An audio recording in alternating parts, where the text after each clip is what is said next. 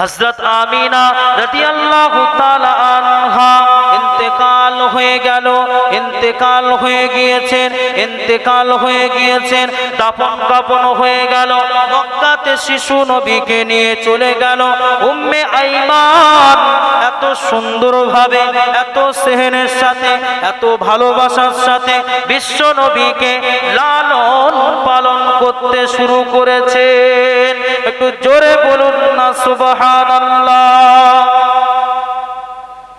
আল্লাহর নবী, কি নবী আমরা পেয়েছি! এই নবীকে আমরা প্রত্যেকে ভালোবাসতে চাই। তো যদি নবীর ভালোবাসতে চাই তাহলে আমাদের তিনটে কাজ করতে হবে। তিনটে কাজ যদি আজকের এই যে আলোচনা শুরু থেকে শেষ পর্যন্ত এই তিনটে, 1 নম্বর, 2 নম্বর, 3 নম্বর, এই তিনটে আমল যদি আমরা করতে পারি তাহলে আমরা নবীর আশিক হতে পারবো। জোরে বলুন না সুবহানাল্লাহ। আমরা কি চেষ্টা করলে পারবো বলে মনে হয়? আমরা কি একটু চেষ্টা করতে পারি তো?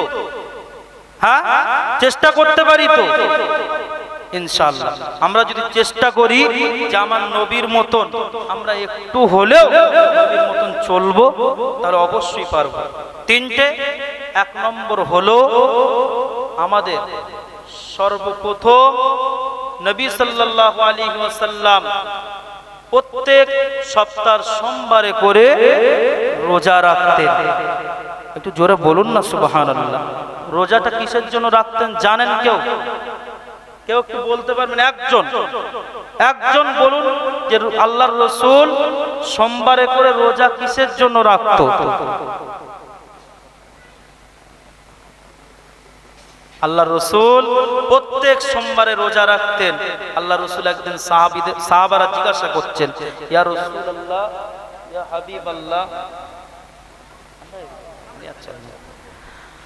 আল্লাহর রাসূলকে জিজ্ঞাসা করছেন যে হুজুর আপনি কেন সোমবারে করে রোজা রাখেন প্রত্যেক সোমবার? নবী বলছেন, সাহাবা তোমরা কি শুনতে চাও? তোমরা কি জানতে চাও আমি নবী কিসের জন্য রোজা রাখি, আমি কিসের জন্য রোজা করি?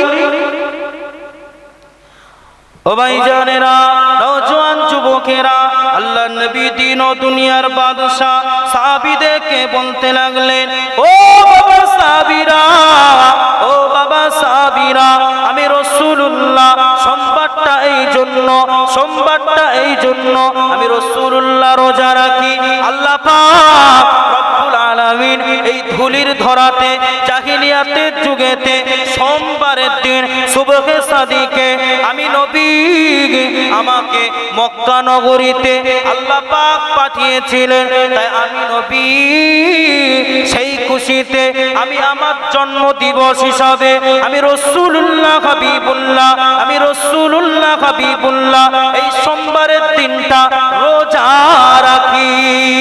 একটু জোরে বলুন না সুবহানাল্লাহ।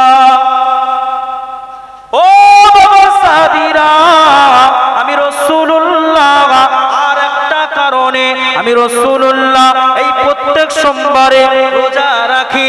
আর একটা কারণ হলো যে কোরআনকে আল্লাহ পাক কোরআনের পাকের ভিতরে বললেন, ইন্না আরাদনাল আমানাতা আলাস সামাওয়াতি ওয়াল আরদি ওয়াল জিবালা ফাআবাইনা ওয়া আশফাকনা মিনহা ওয়া হামালাহাল ইনসান। আল্লাহ পাক পবিত্র কালামুল্লাহ শরীফ আল্লাহ পাক আমার নবীর উপরে দিয়েছেন, যে কোরআনকে পাহাড় পর্যন্ত নিতে চাইনি, যে কোরআনকে জমিন নিতে চাইনি।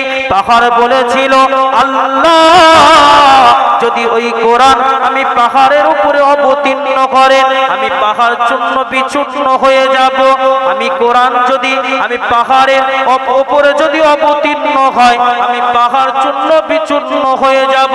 জমিন আল্লাহর কাছে কেঁদেছিল, আল্লাহ পাক ওই কোরআন যদি আমার উপরে অবতীর্ণ করা হয় আমি জমিন চূর্ণ বিচূর্ণ হয়ে যাব। আল্লাহর নবী বললেন, ও সাহাবীরা, আমি রাসূলুল্লাহ হাবিবুল্লাহ, আমি নবী, আমি তোমাদের নবী, আমি সোমবারে এই জন্য রোজা রাখি।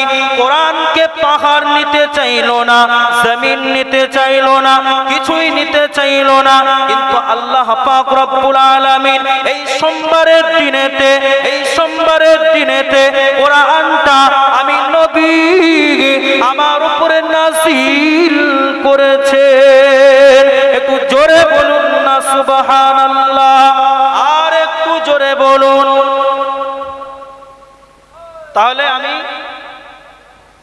তিনটে কাজ আপনাদের করতে বলবো, তার ভিতরে একটা হচ্ছে আমাদেরকে রোজা রাখতে হবে, চেষ্টা করতে হবে। অবশ্যই আমরা যে চেষ্টা করি রাখতে পারবো, সকলে আমরা ইনশাআল্লাহ চেষ্টা করব। সকলে বলি ইনশাআল্লাহ আমরা চেষ্টা করব রোজা রাখার। দ্বিতীয় নম্বর, এই তিনটা আপনারা ভালো করে শুনুন, ভালো করে মন দিয়ে শুনে একটু আমল করার চেষ্টা করুন। জলসা লক্ষ লক্ষ টাকা খরচা, হাজার হাজার টাকা খরচা, বেরিয়ে গেলে কিছু যদি আমল না করি সব বেকার হয়ে যাবে। যদি এর থেকে যদি একজন যদি কাল থেকে আমল করে, এই জলসাটা কাল কিয়ামতের দিন কামিয়াবি হয়ে যাবে। জোরে বলুন না সুবহানাল্লাহ, আর একটু মহব্বতে বলুন সুবহানাল্লাহ। দ্বিতীয় নম্বর, আমার রাসূলুল্লাহ হাবিবুল্লাহ, আমার রাসূলুল্লাহ হাবিবুল্লাহ আমল করতেন। ও ভাইজানেরা, এ আমার বাবাজিরা, কি আমল করতেন আমার নবী ঘুমাতে যেতেন। আমার নবী ঘুমানোর সময় বলতেন আল্লাহুম্মা বিইসমিকা আমুতু ওয়া আহইয়া। আমার নবী দোয়া পড়ে ঘুমিয়ে পড়তেন। ওযু অবস্থায় আমার নবী যখন ঘুম থেকে উঠতেন, আমার নবী পড়তেন আলহামদুলিল্লাহিল্লাযী আহইয়ানা বা'দামা আমাতানা ওয়া ইলাইহিন নুশুর।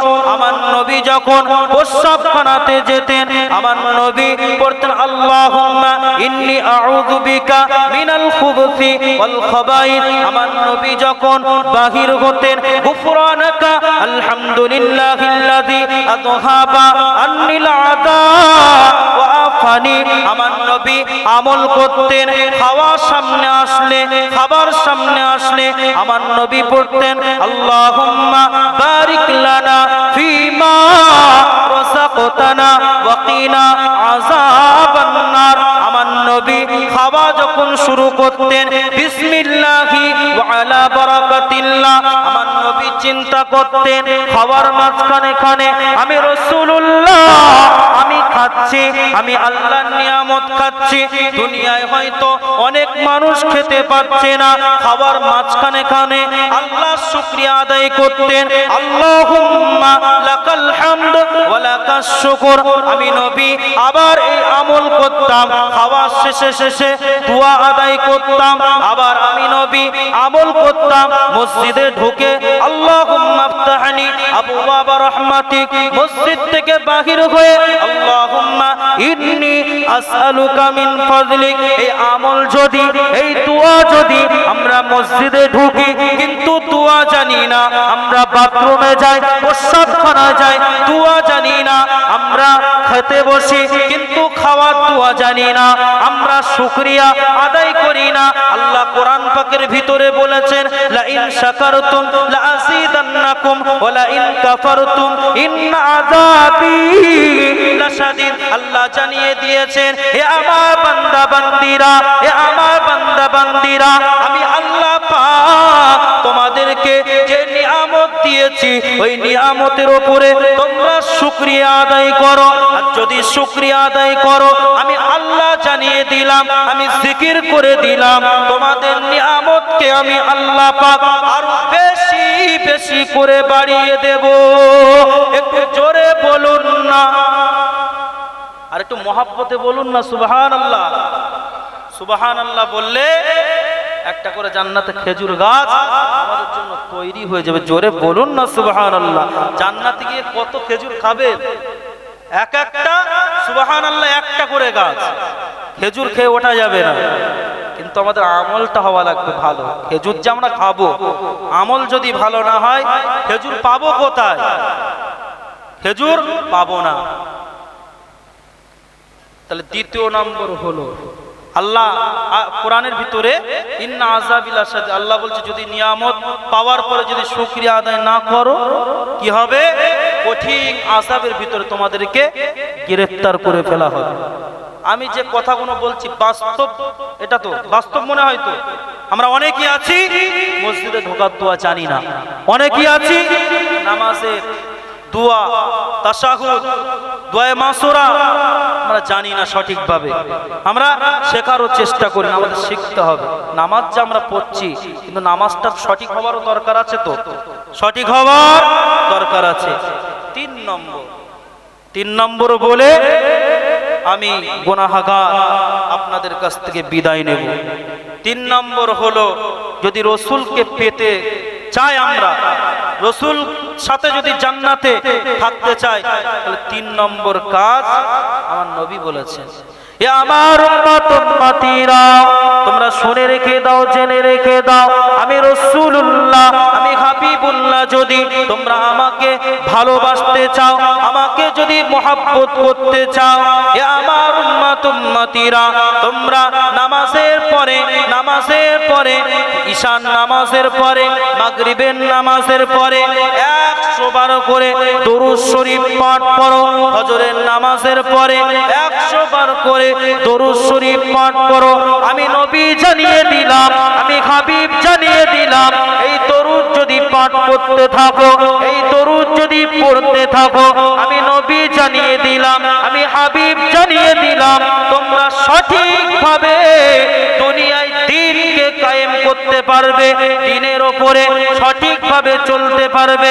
আমি রাসূলুল্লাহ জানিয়ে দিলাম দরুদের এত ফজিলত, দরুদের এত ফজিলত। আল্লাহর নবী দো জাহানের বাদশা সাহাবীদেরকে লক্ষ্য করে বললেন, ও সাহাবীরা, আমি রাসূলুল্লাহ জানিয়ে দিলাম আল্লাহ পাক আমার উপরে দরুদ পড়েন, ফেরেশতাদেরকে আদেশ করেন আমার উপরে দরুদ পড়ার জন্য।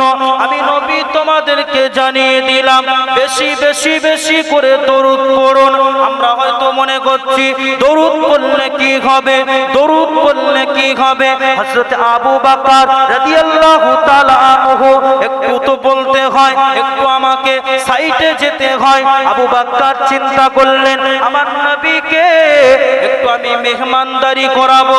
ও ভাইজানেরা, আমার নওজোয়ান যুবকেরা বাড়ির থেকে একটি বাজার থেকে একটি মাছ নিয়ে আসলেন।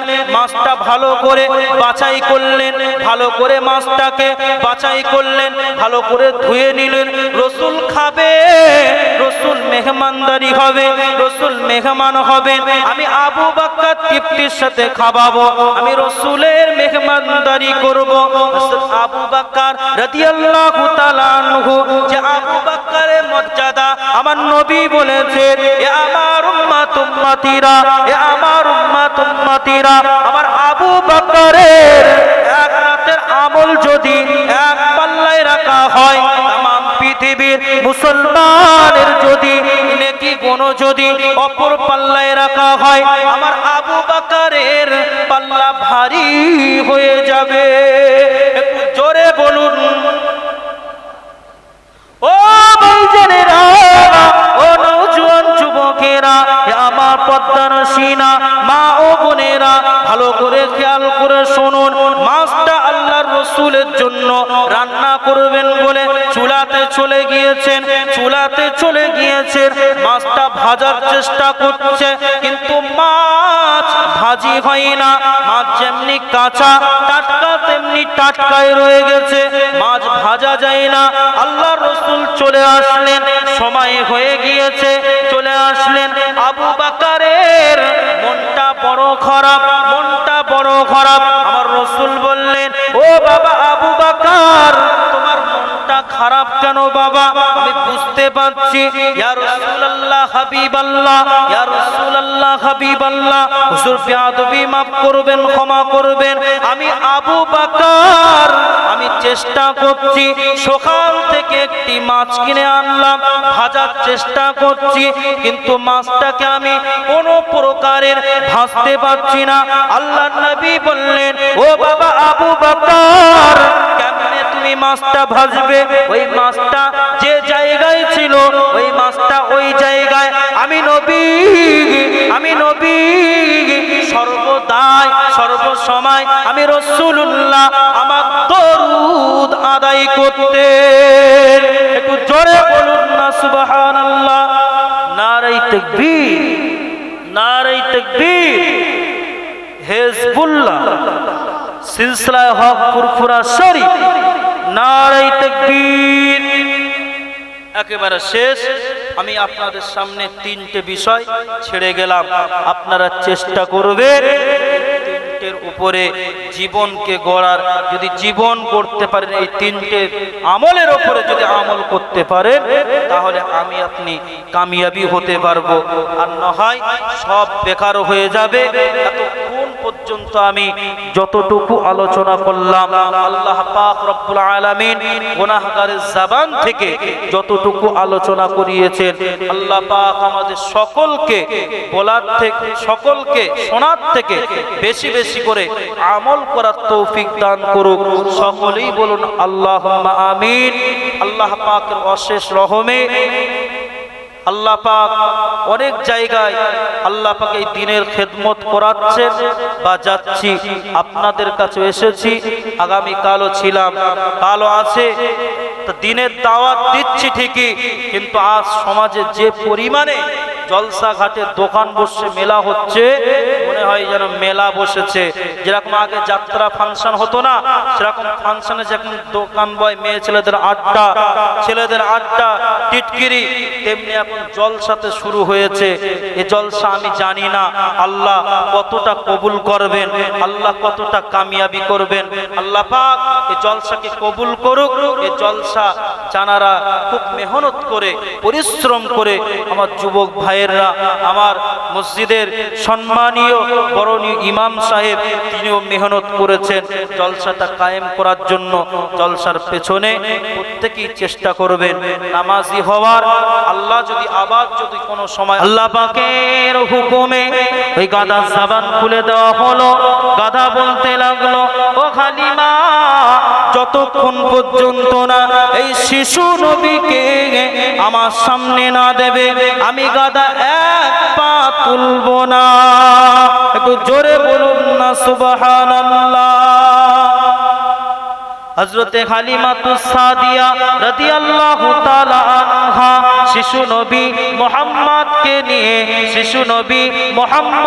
নিয়ে দো জাহানের বাদশা সরদারকে নিয়ে তিনি যেতে লাগলেন।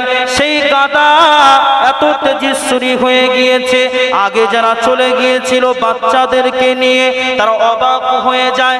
হালিমার গাদা হাঁটতে পারছিল না, চলতে পারছিল না। হালিমার গাদা এত দৌড়ে কি করে যায়, এত স্পিরিট কি করে যায়, এত দৌড়ে কি করে যায়, এত স্পিরিট কি করে যায়। হযরতে হালিমাতুস সাদিয়া রাদিয়াল্লাহু তাআলা আনহা বাড়িতে চলে গেলেন। বাড়িতে যাওয়ার সাথে সাথে দেখলেন বাড়িতে ভরপুর, বাড়িতে বরকতে ভরপুর হয়ে গিয়েছে। যে খেজুর গাছে খাজুর নাই, ওই খেজুর গাছে খাজুর ভর্তি হয়ে গিয়েছে। একটু জোরে বলুন না সুবহানাল্লাহ। বাড়িতে যেসব পশু পাখি ছিল, গাধা ছিল, উট ছিল, সেসব দুর্বল ছিল। আল্লাহর রাসূলের যাওয়ার সাথে সাথে নবীর আগমনে হযরতে হালিমাতুস সাদিয়া রাদিয়াল্লাহু তাআলা আনহা বর্ণনা করছেন, শিশু নবী যখনই আমার বাড়িতে পৌঁছে গেলেন, আমি হালিমা দেখতে পেলাম আমার বাড়িতে বরকত ভরপুর হয়ে গিয়েছে। একটু জোরে বলুন না সুবহানাল্লাহ। আমি হালিমা আশ্চর্য হয়ে গেলাম যে আল্লাহর রাসূলের আগমনে আমার বাড়ির এত অভাব ছিল, এত অনাটন ছিল, এত দুঃখ ছিল, নবীর আগমনে আমার ঘরে বরকত ভরে গিয়েছে। জোরে বলুন না সুবহানাল্লাহ। আর একটু জোরে বলুন সুবহানাল্লাহ। আল্লাহর রাসূল যখন একটু বড় হলেন, মদিনায় মক্কায় চলে গেলেন। মক্কায় যাওয়ার পরে আল্লাহর রাসূল সাল্লাল্লাহু আলাইহি ওয়াসাল্লাম বাচ্চাদের সাথে খেলা করতেন। যেমন আমরা দুনিয়ায় বাচ্চারা, আমাদের বাচ্চারা কি করে, খেলা করে মাঠের মধ্যে একে অপরের সাথে খেলা করে, তাই তো বাবজি, খেলা করে। তো আল্লাহর রাসূল সাল্লাল্লাহু আলাইহি সাল্লাম বাচ্চাদের সাথে খেলা করছেন। সন্ধ্যার কাছাকাছি হয়ে যায়, সব বাচ্চার বাপেরা আসে, মায়েরা আসে, খাবার কিনে দেয়, আদর করে। কেউ কাঁধে নিয়ে বাড়ি নিয়ে যায়, কেউ কোলে নিয়ে বাড়ি চলে যায়। আল্লাহর রাসূল কাঁদছেন বসে বসে, চোখের পানি ফেলছেন যে আমার যদি আব্বা থাকতো তাহলে আমি মুহাম্মদ হয়তো আমাকেও এইরকম আদর করে বাড়ি নিয়ে যেত। তাহলে কত নবী কষ্ট পেয়েছেন। নবী সাল্লাল্লাহু আলাইহি সাল্লাম এতিম হয়ে এসে দুনিয়ায় কতই না কষ্ট পেয়েছে, কতই না ব্যথা পেয়েছে। নবীজি সাল্লাল্লাহু আলাইহি সাল্লাম খেজুর গাছের গোড়ায় বসে আছে। হযরত আমিনা রাদিয়াল্লাহু তাআলা আনহা সন্তানের খোঁজে ময়দানের দিকে যেতে লাগলেন, বাচ্চাদেরকে জিজ্ঞাসা করতে লাগলেন।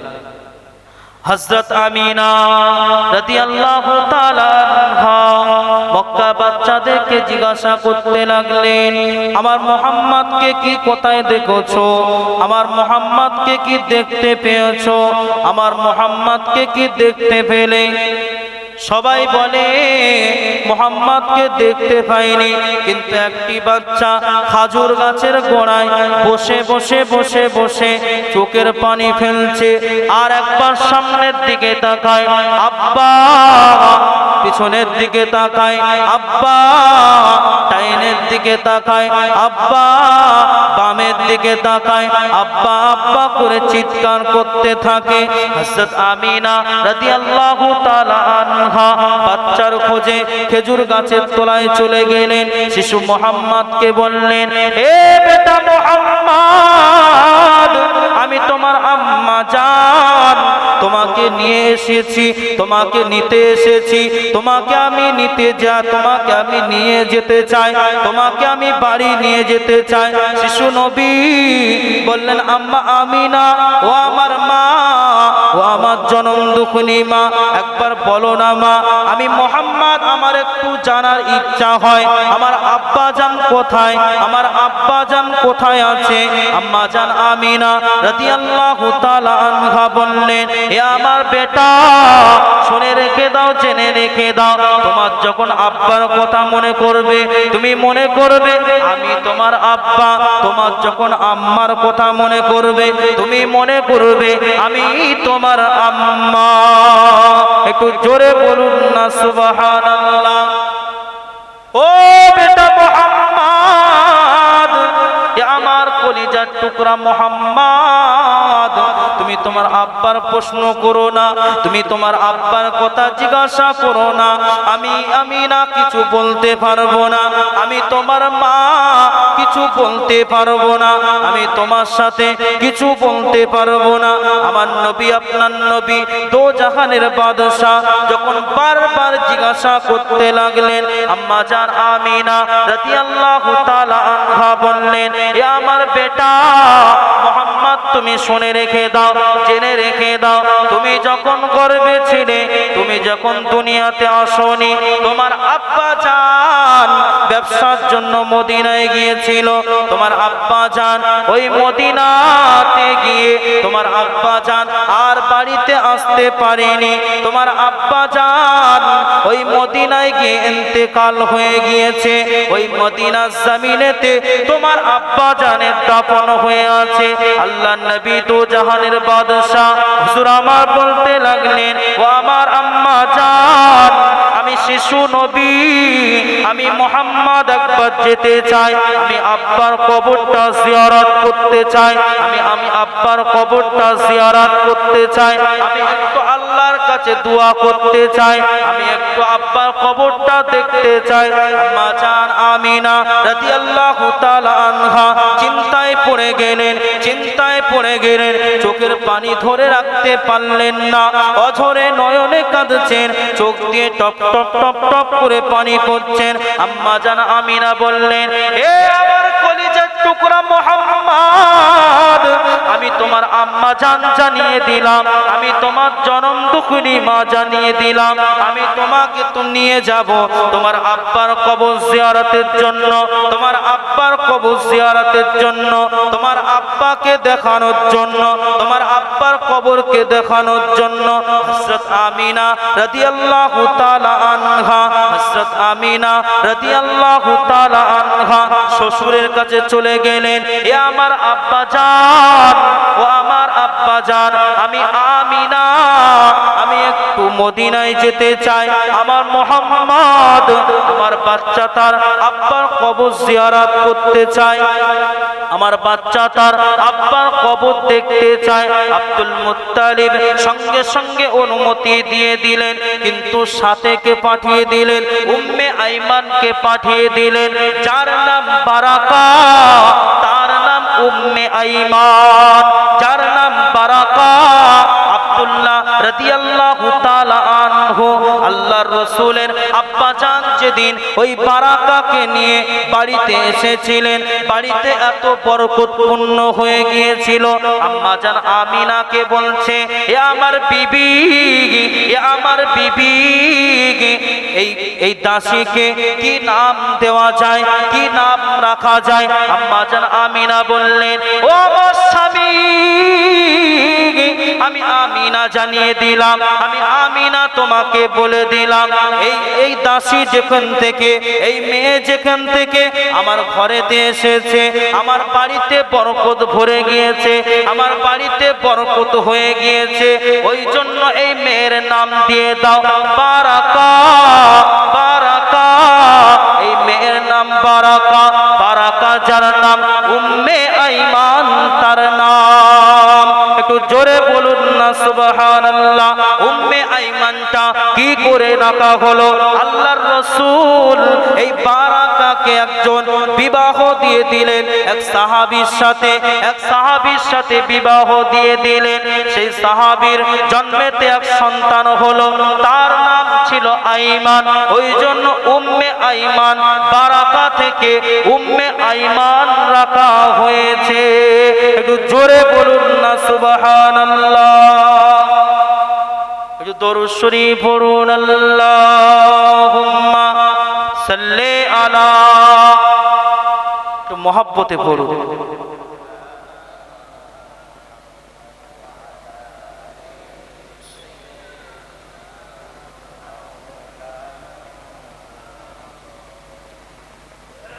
জন্ম যদি আমার হতো আরবে, মক্কা মদিনার কোন গ্রামে, জন্ম যদি আমার হতো আরবে, মক্কা মদিনার কোন গ্রামে, তোমার দিদার পেয়ে ধন্য হতাম, তোমার দিদার পেয়ে ধন্য হতাম, বারে বারে দেখে দেখে মন জোড়াতাম। একটু জোরে বলুন না সুবহানাল্লাহ। আমরা প্রত্যেকেই চাই যে নবীর রওজাটা একটু জিয়ারত করতে। এই চাই কি চাই না? আমরা প্রত্যেকেই চাই যে একটু নবীর রওজায় গিয়ে, আল্লাহর রাসূলের রওজায় গিয়ে তো আল্লাহর কাছে হাত তুলে কাঁদি যে আল্লাহ তোমার নবীর সঙ্গে একটু দিদার করে দাও। জোরে বলুন না সুবহানাল্লাহ। ঘটনা বুঝতে অসুবিধা হচ্ছে না তো? ঘটনা বুঝতে অসুবিধা হচ্ছে না তো? আল্লাহর রাসূলের শান মান যে এত মর্যাদা আল্লাহ পাক দিয়েছেন, বলে শেষ করা যাবে না, বলে শেষ করা যাবে না। আল্লাহর রাসূল শিশু নবী, এমন একটা নবী আমরা পেয়েছি যে নবী সারা পৃথিবী, আজকে যেহেতু আমরা প্রত্যেকেই জানি যে শিক্ষক দিবস বলে একটা দিন, মানে একটা উদযাপিত হয়, পালন করা হয়, তো আমার রাসূল ছিলেন শিক্ষকের শিক্ষক। জোরে বলুন না সুবহানাল্লাহ। এমন শিক্ষা গোটা পৃথিবীর মানুষকে দিয়ে গিয়েছে, কিয়ামত পর্যন্ত ওই শিক্ষা মানুষ দিতে পারবে না। জোরে বলুন সুবহানাল্লাহ। কি শিক্ষা আমার রাসূল দেননি? তাহলে একটু বলি কি শিক্ষা রাসূল দেননি? আল্লাহ রাসূল সাল্লাল্লাহু আলাইহি ওয়াসাল্লাম এমন শিক্ষা দিয়েছেন, এমন শিক্ষা দিয়েছেন, আল্লাহর নবী तमाम পৃথিবীর উম্মতকে লক্ষ্য করে বললেন, আমি নবী, আমি তোমাদেরকে জানিয়ে জানিয়ে দিলাম, আমি নবী তোমাদেরকে জানিয়ে দিলাম আব্বাকে দুনিয়ার জমিনে কেমন ভাবে পিতার চলার দরকার, আমি রাসূলুল্লাহ সেটাও দেখিয়ে দিলাম। নানাকে দুনিয়ার জমিনে কেমন চলার দরকার, আমি রাসূলুল্লাহ নানা হয়ে দেখিয়ে দিলাম। আমি রাসূলুল্লাহ কেমন ভাবে দাদা হওয়ার দরকার, তেমন ভাবে আমি রাসূলুল্লাহ দাদা হয়ে দেখিয়ে দিলাম। আমি রাসূলুল্লাহ এতিমদের কেমন ভাবে মহব্বত করতে হবে, আমি রাসূলুল্লাহ সেটাও দেখিয়ে দিলাম। একটু জোরে বলুন না সুবহানাল্লাহ। সব দিকটা আল্লাহর রাসূল দেখিয়ে দিয়ে গিয়েছে। এবার আমাদেরকে দেখিয়ে দিয়েছেন, আমাদের এবার সঠিক রাস্তায় চলতে হবে। যদি চলতে পারি তাহলেই আমরা কামিয়াবি আর জান্নাতের পথে যেতে পারবো, জান্নাতে যেতে পারবো। আর যদি আমরা না মানি, যদি রাসূলের আদর্শ অনুযায়ী না চলি, তাহলে আমাদের জান্নাতে যাওয়া অসম্ভব ব্যাপার। জান্নাতে আমরা যেতে পারবো না, যাওয়া সম্ভব নয়। তো যে কথা বলছিলাম, হযরত আমিনা রাদিয়াল্লাহু তাআলা আনহা শিশু নবী মুহাম্মদকে নিয়ে মদিনার দিকে যেতে লাগলেন। মদিনার দিকে যেতে লাগলেন, যেখানে আল্লাহর রাসূলের আব্বা জানের কবর আছে, যেখানে তাকে দাফন করা হয়েছে, সেই জায়গায় পৌঁছে গেলেন। এ নওজোয়ান যুবকেরা, সোনার মানিকেরা, আমার মুরব্বিয়ানেরা, শিশু নবী মুহাম্মদুর রাসূলুল্লাহ সাল্লাল্লাহু আলাইহি ওয়াসাল্লাম আম্মা জানের সাথে যেতে লাগলেন। মদিনাতে পৌঁছে গেলেন। মদিনায় গিয়ে যেখানে আব্বা কবর, যেখানে আব্বা দাফন করা হয়েছে, আম্মা জান আমিনা রাদিয়াল্লাহু তাআলা আনহা বললেন, এ আমার বেটা মুহাম্মদ, এ আমার কলিজার টুকরা মুহাম্মদ, আমি তোমার আম্মা, আমি তোমার আম্মা জানিয়ে দিলাম, আমি তোমার আম্মা দেখিয়ে দিলাম। ওই যে তোমার আব্বার কবর, যাও না যাও, তোমার আব্বার কবরটা। শিশু মুহাম্মদ নবী আমার দুঃখে ভরা কণ্ঠে চোখ দিয়ে অশ্রু পানি টপকাচ্ছেন।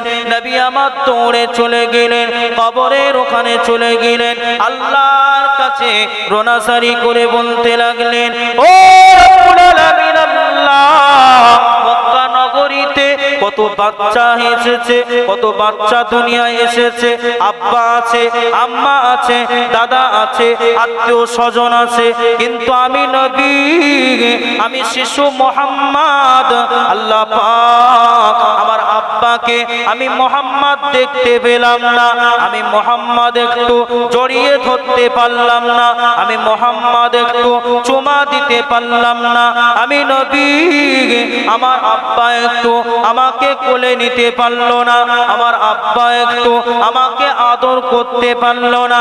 দূর থেকে হযরত আমিনা রাদিয়াল্লাহু তাআলা আনহা এই দৃশ্যটা দেখছেন, অঝর নয়নে কাঁদছেন। আমিনা সহ্য করতে পারে না, আমিনা সহ্য করতে পারে না, আল্লাহর কাছে হাতখানি তুলে বললেন, ও রব্বুল আলামিন আল্লাহ, আমি আমিনা, আমি সহ্য করতে পারছি না, আমার বড় কষ্ট হয়, আমার মুহাম্মদ, আমার কলিজার টুকরা মুহাম্মদ পিতাকে পাইনি, দুনিয়ায় এসে পিতাকে পাইনি, আমার মুহাম্মদ, আমার মুহাম্মদ আব্বার আদর পাইনি, আব্বার ভালোবাসা পাইনি, আমার মুহাম্মদ, আমার মুহাম্মাদের মনটাকে একটু নরম করে দাও। আমার আল্লাহ জানিয়ে দিলেন, এ ফারিস্তা জিবরিল আমিন, এ ফারিস্তা জিবরিল আমিন, আমি আল্লাহ পাক, আমি আর সহ্য করতে পারছি না, আমার নবী কাঁদে, আসমান কাঁদে, আমার নবী কাঁদে, জমিন কাঁদে, আমার নবী কাঁদে, পাহাড় পর্বত কাঁদে, আমার নবী কাঁদে, বনের পশু পাখিরা কাঁদে, আমার নবী কাঁদে, আমি আল্লাহ সহ্য করতে পারছি না। একটু জোরে বলুন না সুবহানাল্লাহ, আর একটু জোরে বলুন সুবহানাল্লাহ। কি নবী আমরা পেয়েছি, যে নবীর জন্য আল্লাহর কষ্ট হয়, মহান আল্লাহ পাকের কষ্ট হয়, বেদনা হয়, দুঃখ হয়, মায়া হয়, সেই রকম নবীর উম্মত আমরা। আমাদের বড় ভাগ্য যে বিশ্ব নবীর উম্মত হয়ে আমরা দুনিয়ায় আসতে পেরেছি। আমাদের বড় নসিব, তাকদীর যে আল্লাহ আমাদেরকে নবীর উম্মত করে পাঠিয়েছেন। আল্লাহ নবী দিন ও দুনিয়ার বাদশাহ হুজুর আমার আবার মক্কার দিকে চলতে লাগলেন, মক্কার দিকে চলতে লাগলেন। অল্প পথ আসলেন, আম্মা জান আমিনা রাদিয়াল্লাহু তাআলা আনহার যন্ত্রণা শুরু হয়ে গেল, পেটে বুকে যন্ত্রণা শুরু হয়ে গেল। উম্মে আইমানকে বলল, এ উম্মে আইমান, আমি আমিনা জানিয়ে দিলাম আমার এই রকম যন্ত্রণা, এই রকম ব্যথা আমি আমিনা কোনোদিন ভোগ করিনি, আমি সহ্য করতে পারছি না, আমি আমিনা সহ্য করতে পারছি না, যন্ত্রণা সহ্য করতে পারছি না। এ উম্মে আইমান, আমি আমিনা তোমাকে জানিয়ে দিলাম আমি মনে হয় আর মক্কায় ফিরে যেতে পারবো না। আমি আমিনা হয়তো আমি দুনিয়ার থেকে বিদায় নেব, আমার আল্লাহ হয়তো দুনিয়ার থেকে উঠিয়ে নেবেন। এ উম্মে আইমান, এ আমার বারাকা, এ আমার উম্মে আইমান, তোমার কাছে আমার নবী আমার মুহাম্মাদের আমার বাচ্চার আমানত দিয়ে গেলাম। এ বারাকা, এ উম্মে আইমান, কখনো যেন আমার মুহাম্মাদকে কষ্ট দেবে না, কখনো যেন আমার নবীকে ব্যথা দেবে না, কখনো যেন আমার বাচ্চাকে বকবে না। এ উম্মে আইমান, আমি চলে যাচ্ছি, আমি চলে যাচ্ছি, আমি হয়তো আর দুনিয়ায় বাঁচবো না। শিশু মুহাম্মাদকে বললেন, এ আমার বাচ্চা, এ আমার মুহাম্মদ, এ আমার কলিজার টুকরা, আয়না আমার বুকে আয়, আয়না আমার বুকে আয়, একটা চুমা দে। আমি মা, তোর মা আর বাঁচবো না, তোর মা হয়তো ইন্তেকাল হয়ে যাবে, তোকে হয়তো একা মক্কাতে ফিরে যেতে হবে, একা ফিরে যেতে হবে, আমি আর বাঁচবো না, হয়তো আল্লাহ পাক আমাকে তুলে নেবে, আল্লাহ পাক আমাকে তুলে নেবে। কি নবী আমরা পেয়েছি, যে নবী জীবনটা কষ্টের সাথে গিয়েছে, যে নবী রক্তাক্ত হয়েছিলেন তায়েফের জমিনে, যে নবী উহুদের জমিনে ইসলাম প্রচার করার জন্য দান্দা মোবারক শহীদ করেছিলেন, সেই নবীর উম্মত আমরা, সেই নবীর উম্মত আমরা। কিন্তু নবীর ভালোবাসা আমাদের ঠিকভাবে আমরা আদায় করতে পারছি না, নবীর সুন্নাত ঠিকভাবে আমরা পালন করতে পারছি না।